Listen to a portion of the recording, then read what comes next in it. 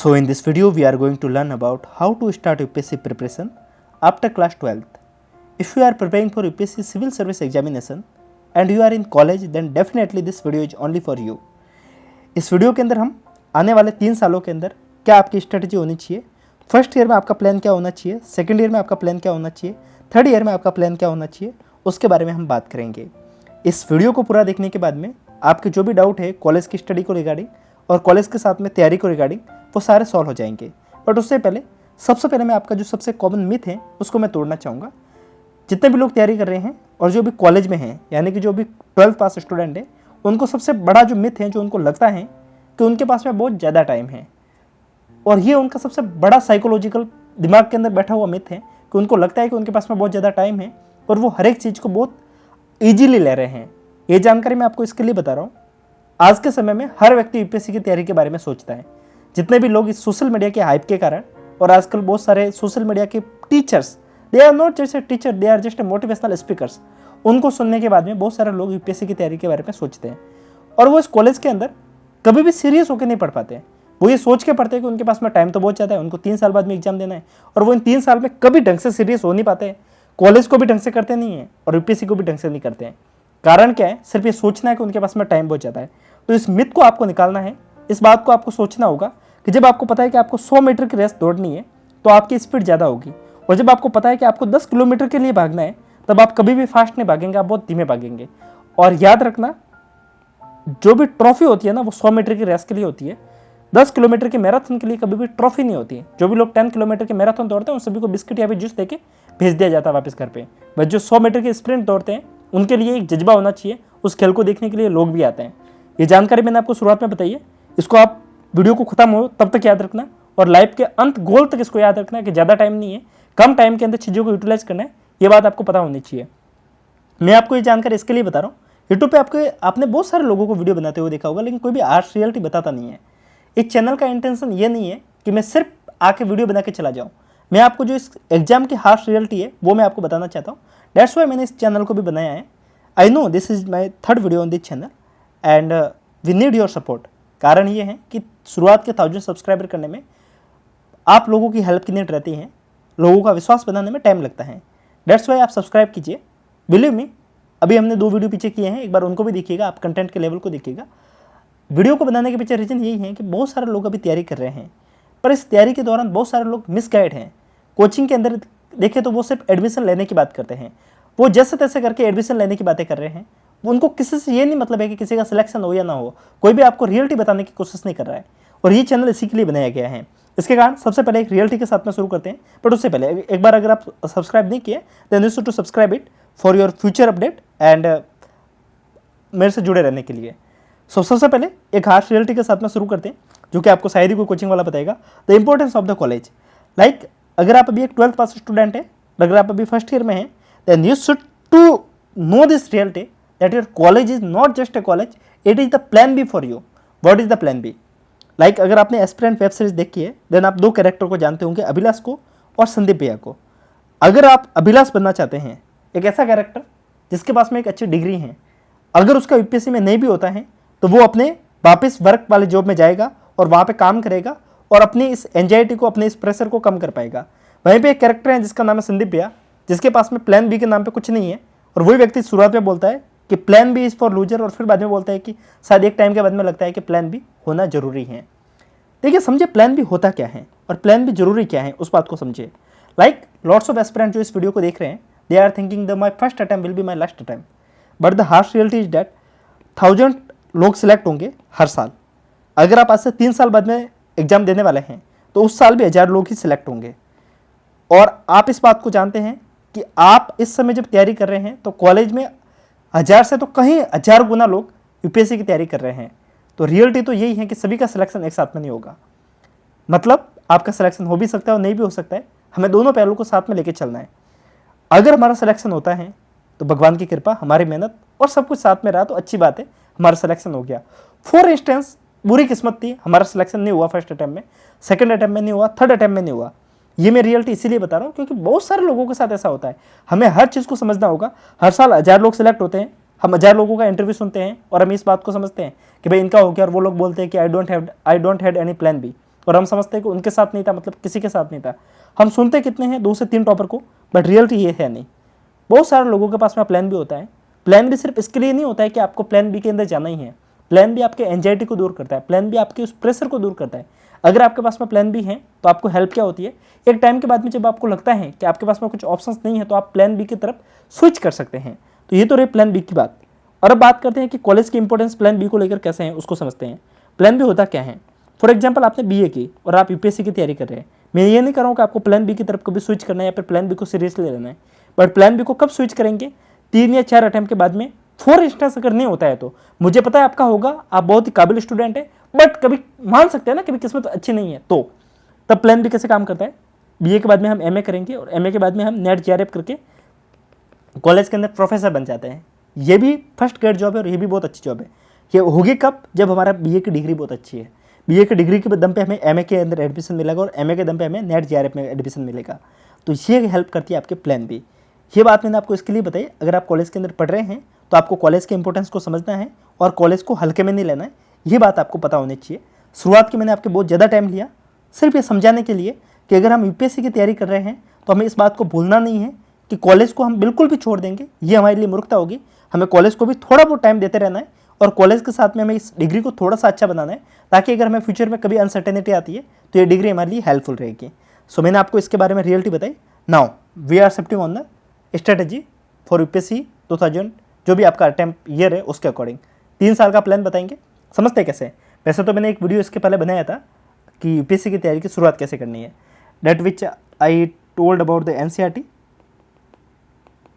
And also PYQ and also newspaper. ये वो 3 चीज़ें होती हैं जहाँ से तैयारी की शुरुआत करनी होती है। एक बार उस वीडियो को देखिएगा, इससे पहले जस्ट मैंने अपलोड किया था, वो आपको समझाएगा कि कैसे इन चीज़ों को साथ साथ में सिंक्रोनाइज करके चलना है। अब हम बात करेंगे हमें फर्स्ट ईयर में क्या करना है और किन किन चीज़ों को समझना है। मैंने आपको इनिशियल फेज में एक बात बताई थी कि we don't have much time, but इस बात को समझना है कि हमें ज़्यादा जल्दी भी नहीं करनी है, क्योंकि हमारे पास में इनफ टाइम है। अगर आप फर्स्ट ईयर में हैं तो आपको करना क्या है, कॉलेज का तो आप पढ़ेंगे, कारण ये है कि कॉलेज मैंने आपको शुरुआत में बताई कि इंपॉर्टेंस है। अब इस कॉलेज के साथ में हम 5 से 6 घंटे का टाइम कोशिश करेंगे निकालने की। 5 से घंटे नहीं निकलता तो भी 4 से 5 तो हम मिनिमम घंटे निकालेंगे ही। अब इन 4 से 5 घंटे में हमें करना क्या है उस बात को समझिए। इन 4 से 5 घंटे में हमें एनसीईआरटी को सबसे पहले पूरा करने की कोशिश करनी है। एनसीईआरटी को मैंने जो कल वीडियो अपलोड किया था उसमें मैंने आपको बताया था कि 90 डे के अंदर हमें एनसीईआरटी फिनिश करनी चाहिए। बट आप फर्स्ट ईयर में हैं, आपके पास में टाइम बहुत ज़्यादा है, तो आपको जल्दबाजी करने की जरूरत नहीं है। और आपको इस बात को भी समझना होगा कि आपको अगले 2 साल के लिए और पढ़ना है, ओवरऑल आपको 3 साल के लिए पढ़ना है। तो जो आप फर्स्ट ईयर में एनसीईआरटी पढ़ेंगे वो आपको लास्ट तक याद रखनी है। इसके कारण आपको एनसीईआरटी के नोट्स भी बनाने हैं, शॉर्ट नोट्स रेडी करने हैं। इसके लिए 90 दिनों में काम होने वाला नहीं है। आपको कम से कम इस शुरुआत के 5 महीने मान के चलिए, 5 से 6 महीने, जिसके अंदर आप एनसीईआरटी को फिनिश करेंगे। और इसके साथ साथ में पढ़ते क्या रहेंगे उस बात को समझिए। फर्स्ट ईयर की हमारी स्ट्रेटेजी है, हमें सिर्फ फाउंडेशन को स्ट्रॉन्ग करना है। और फाउंडेशन कहाँ से स्ट्रॉन्ग होता है, एनसीईआरटी से। एनसीईआरटी हम पूरे साल पढ़ेंगे, 5 महीने मैंने आपको बताया, 5 महीने के बाद में साथ साथ में टाइम मिलेगा तो हम पढ़ते रहेंगे। इसके साथ में हम टॉपर्स के ब्लॉग पढ़ेंगे। टॉपर्स के ब्लॉग क्यों पढ़ने, शुरुआत कल ही मैंने आपको बताया था, टॉपर्स के ब्लॉग हमें स्ट्रेटेजी बताने में और मिस्टेक्स को बताने में हेल्प करते हैं। जैसे कि हम वीडियो सुनते हैं ना, तब जैसे कि मैंने प्लान बी की बात बताई, तो वो आपको हर जगह सुनने को नहीं मिलता। जब आप ब्लॉग पढ़ेंगे तब आपको पता चलेगा प्लान बी की इंपॉर्टेंस, प्लान बी कैसे बनाना है।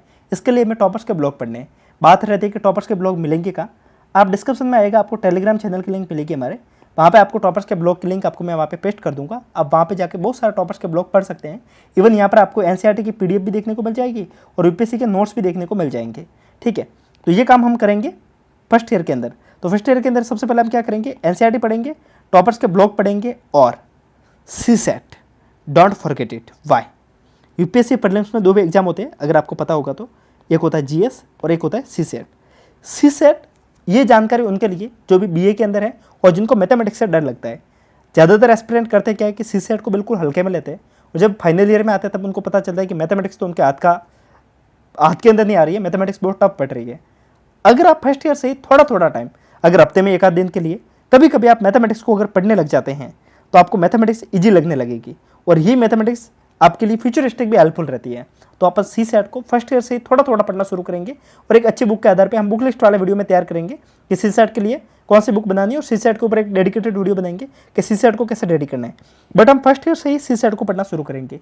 तो शुरुआत के 5 महीने में हम एनसीईआरटी पढ़ेंगे, सीसेट को साथ साथ में पढ़ेंगे, न्यूज़पेपर हम साथ साथ में पढ़ते रहेंगे, और इस एक साल के अंदर हम PYQ के एनालिसिस को पूरा देखेंगे। PYQ वो हमें समझाते हैं कि हमें तैयारी को करना कैसे है।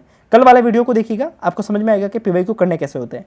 इस बात को देखेंगे और फिर अगर हमें इसके बाद में टाइम मिलता है, अगर 5-6 महीने के बाद में, क्योंकि फिर आपके कॉलेज के एग्जाम भी आ जाते हैं 5-6 महीने के बाद में, तो आप इन चीज़ों को इतना ही कर पाते, फिर आपके कॉलेज के अंदर एग्जाम के अंदर लग जाते हैं और आप कॉलेज के एग्जाम को इन सबको सिंक्रोनाइज करके चलते तो इतना कर पाते हैं। फिर भी अगर आपके पास में टाइम मिलता है तब हम यूपीएससी के नोट्स को पढ़ना शुरू करेंगे। यूपीएससी के बुक को ना खरीद कर हम इस समय यूपीएससी के नोट्स लाएंगे, किसी भी एक कोचिंग के नोट्स ले सकते हैं। अगर आपको नोट्स की नीड है तो आप टेलीग्राम चैनल पर आएगा, डिस्क्रिप्शन में लिंक मिल जाएगी। अब इसके साथ में हम रोजाना का न्यूज़पेपर पढ़ रहे हैं और हम फर्स्ट ईयर से ही एक चीज़ करना वो शुरू करेंगे, वो है मैपिंग। आप एटलस फर्स्ट ईयर से ही पढ़ना शुरू करेंगे। ये जानकारी मैंने आपको इसी समय ऐड करनी थी। एटलस बुक लिस्ट वाले वीडियो में आपको और बताऊंगा एटलस पढ़ना कैसे होता है।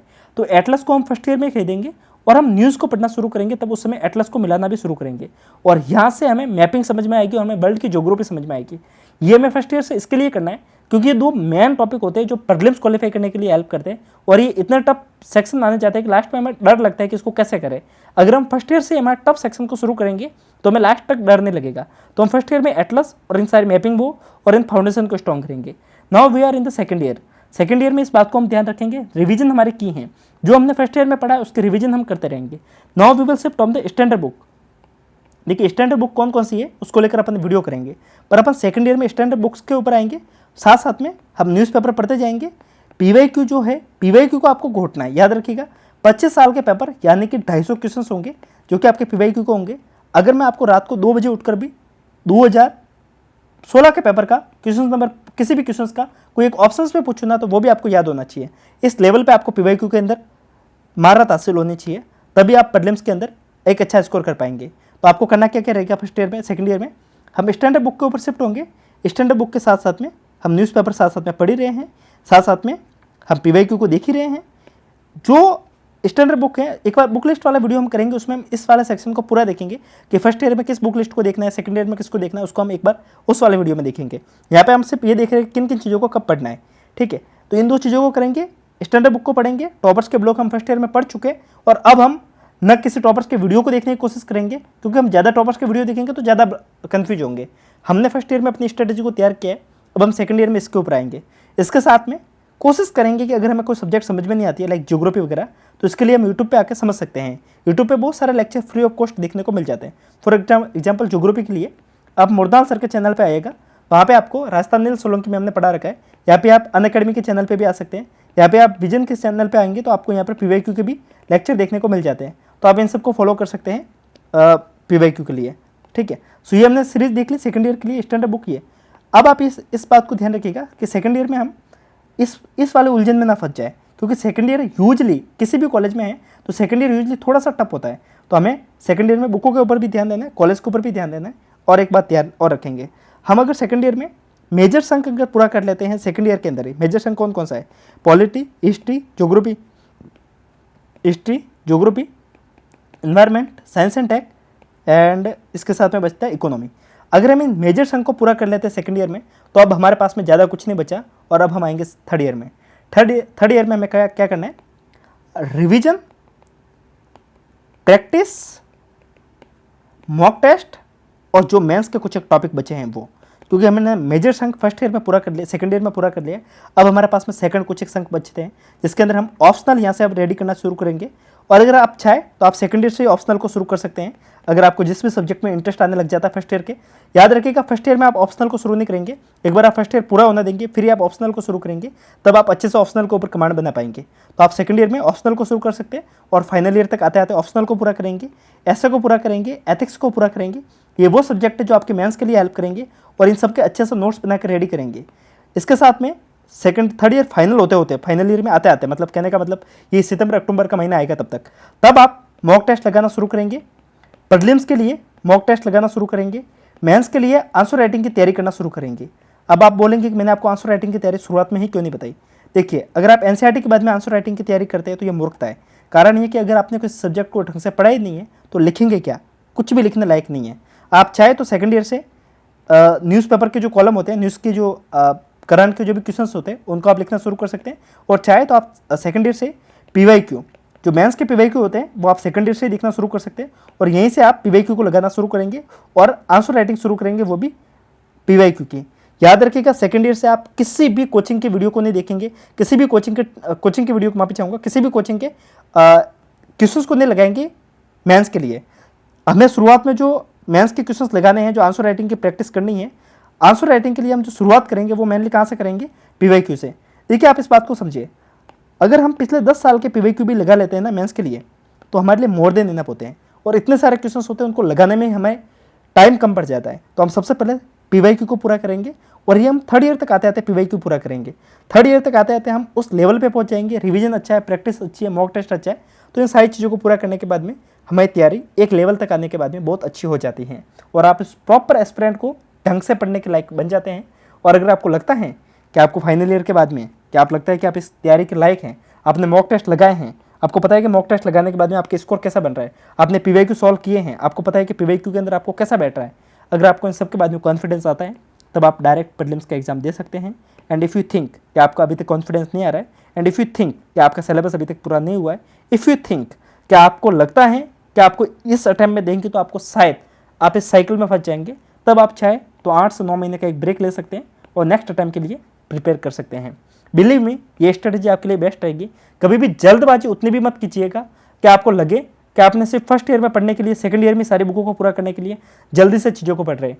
याद रखिएगा, एक बार किसी बुक को अच्छे से पढ़ते हैं तो उसको सिर्फ रिवाइज करना रहता है, और एक बुक को जल्दबाजी में पढ़ते हैं तो उसी बुक को 10 बार पढ़ना पड़ता है और 10 ही बार समझ में नहीं आती है।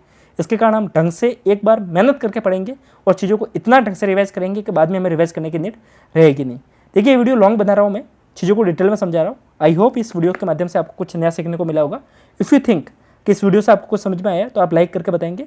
टेलीग्राम चैनल के बारे में मैंने आपको बताया, आप वहाँ आकर सब्सक्राइब जरूर कीजिएगा और ऐसे वीडियोज़ के लिए आप हमें फॉलो कर सकते हैं। मिलते हैं, तब तक के लिए नमस्कारम, जय हिंद,